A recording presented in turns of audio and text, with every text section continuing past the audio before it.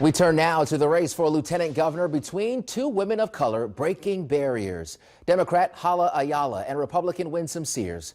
The state's lieutenant governor is in the line of succession, taking over if the governor can't carry on. That person is also president of the Senate, someone who could be the tie-breaking vote over controversial issues. Ayala represents Prince William County in the Virginia House of Delegates, and she felt the need to do more after the pandemic hit, focusing on health care. I felt a higher calling to just continue that line of service. I want to be the last woman in the room with the governor to talk about these very issues. Republican Winsome Sears served a stint in the House of Delegates from 2002 to 2004.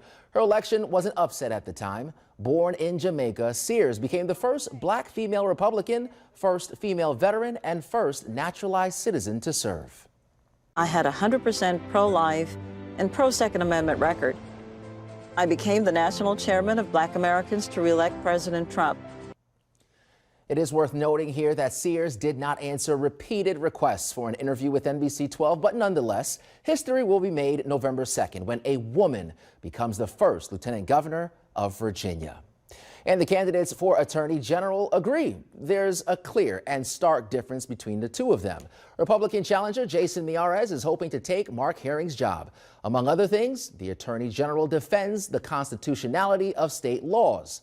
If elected, Miyares wants to abolish parole for certain violent criminals.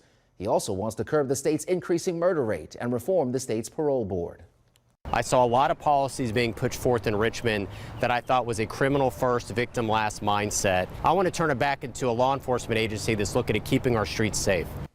Mark Herring has been Virginia's Attorney General since 2014. He says the next 4 years are consequential as voting rights, LGBTQ issues, and abortion could all be up in courtroom litigation. We have gone to court and taken on some huge court fights that have really improved the lives of Virginians and made their lives better. And I believe the Attorney General is the people's lawyer. Herring says rising gun violence is on his radar, too. He is proud of red flag laws and limitations on the number of firearms someone can buy each month. Miyares says Herring is soft on crime, while Herring claims Miyares will undo years of social progress if elected. We are not done just yet on this Decision Virginia special. We are back after this with some final thoughts and what each candidate for governor needs to happen to become the 74th governor in Virginia's rich history.